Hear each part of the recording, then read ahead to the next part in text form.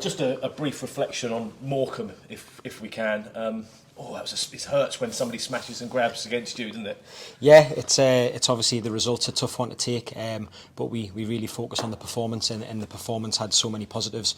I thought that the boys carried out what we'd asked them to do during the week. They were really brave, got on the ball as much as we possibly could. I think we worked the ball really well. Morecambe were looking tired, and we were kind of wearing them down, and then that's football. That's why we all love it, and that's why we watch it every week, because you never know what's going to happen. And obviously they got the goal and they got the win. Fair play to them. But as I say, we never get too fixed on results. It's more performance based, because that's how we improve and that's how we develop. And we were really pleased with the performance. I don't know whether you're a stats man or not, but I mean stats, overwhelmingly in MK Don's favour, and 27 shots, I think, with a number on target. And I guess, is that just a reflection to say, got to take the chances, got to hit the target more, got to take the chances, and these games will be put to bed before they ever have a chance of a late winner?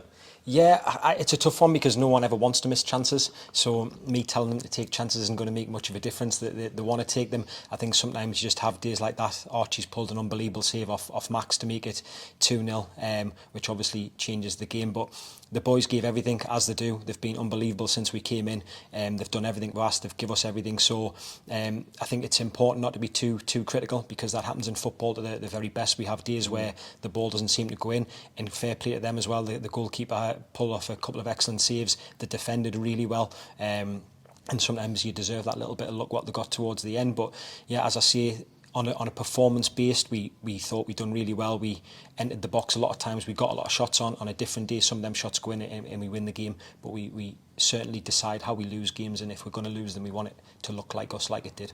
And I guess when you talk about the performance, some of the football was very good. Some of the free-flowing football and the passing was excellent. So it is a case of focusing on that. Yeah, 100%. Obviously, we dominated the football, which we like to do. We don't want to dominate the football just because it's a trend or anything like that. We want to dominate the football because we want to hurt the opponent as much as we can. So if we're dominating the football but we're not having that many shots, then there's maybe concern. But the fact we're dominating the ball, we're getting lots of box entries, we're getting lots of shots. Our XG was high. Everything other than the result was in our favour. I don't think we've had an opportunity to talk about the two of the players that have come in on loan, the goalkeeper Philippe Marshall and Lewis Beit as well. If we could just talk about Philippe first. Obviously Craig's now gone to Stevenage and Philippe's come in. A player that you're familiar with, that yourself and Mike are familiar with? Yeah, Phil's first off, he's a great person. He's really good around the place. We really enjoyed working with him. He wants to learn every day, he wants to develop. His ceiling's so high, that's why Aston Villa thinks so highly of him. He gives us a different dynamic to how we like to play, how we like to control the game. Craig was excellent for us. He was brilliant. He had some great performances. He was a great person as well. But we just wanted to try and develop our style, and we felt that Phil would help us do that. And we worked with him before, so we know what he brings. And I think obviously you saw on Saturday, it's maybe different to how other teams will play. We want to attract that pressure, and we will stay on the ball, and it's just trying to get the buy-in from everyone to be patient, and there is a plan behind this. We're not just keeping Phil on the ball for the sake of it. We want to try and attract the opponent in so we can hurt them on the other side as well. What about Lewis? I mean, unfortunate mistake from him in the game, but just to tell us a little bit about him. Yeah, so Lewis is an outstanding player. Obviously, I'm sure you would have seen on social media the feedback that it got from the signing. He was at Chelsea, then he signed for Leeds.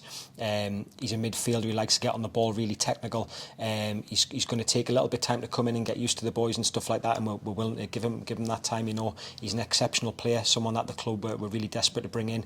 He had a lot of options. And he chose to come here because of the way we play, because he knows it's going to suit his style. He's going to get plenty of the football. It's really going to develop him, but everyone's going to see the strengths in him, because if he goes to a side that doesn't have as much of the ball, you might not see the best Lewis Beit, but because we're going to have a lot of the ball, we're certainly hoping that you're going to see the best of him with us. And great, actually, the club's done business nice and early in the transfer window. Any more likely to be anything else happening? No, that'll be pretty much just done. Obviously, I'm not the manager, and Liam. But yeah, as far as we're concerned, we're really happy with the squad, and we feel we've got a really good blend. We've got the targets that we wanted to get straight away. To be honest, there's not anyone we've missed out on. So yeah, we're really happy with what we've done, and I think that's us done, yeah. Yeah. It's just so rare to get all the business done nice and early, and then you can just sit back and have a nice early night on transfer deadline day, can't you? Yeah, and it's testament to Liam and the guys here, how good they are, how professional they are, and how hard they work tirelessly to make sure that they give us as much support as they possibly could. So it's a real credit to everyone at the football club, from the chairman all the way down to how well they do things, and not just how well they do things, but how they go about doing things and the way they conduct themselves. It's really pleasing to see, especially in football, where that's not always the case. Let's talk about the game then against AFC Wimbledon. Again, were you familiar with this rivalry before you even came anywhere near the club? Is it one? I sometimes wonder how many people know about this rivalry, and whether it's how far out it goes. But were you aware of the situation between the two clubs? You were aware of it, obviously really far north, so quite far away from it, but you don't understand it until you get here. In the first day we got here, we got briefed on certain things, and we got a little rundown on the history. The guys have been brilliant telling us about the history of the football club and obviously AFC as well. So we understand how big the game is, and we're really looking forward to it, and yeah, we're excited for it. I suppose there are players within the squad like Deanlington. I mean, he's one of the players that always gets brought up. That if there was anyone that hasn't got any idea what this means to him, to the people of Milton Keynes and the supporters of Milton Keynes, he can kind of give them the lowdown, the brief in the dressing room. Yeah, of course. Skip lives it. He lives the club. He is everything that we want the football club to be, and if anyone needs any briefing on how important the game is, I'm sure he'll let them know, because he really understands it. Obviously, been here for as long as he has, he understands what it means to everyone. So we're really lucky to have Skip at the football club and have someone with his knowledge and his experience. And also it can work the other way. We need to control our emotions as well. The way we play football, it's not all about just being emotional. It's about being calm, having that game understanding, having that game intelligence. And it's fine to have the emotion, but we need to use it in our favour. It's no good having the emotion and feeling the nervousness and the anxiety if it's going to go against us. We have to have that, we have to control it.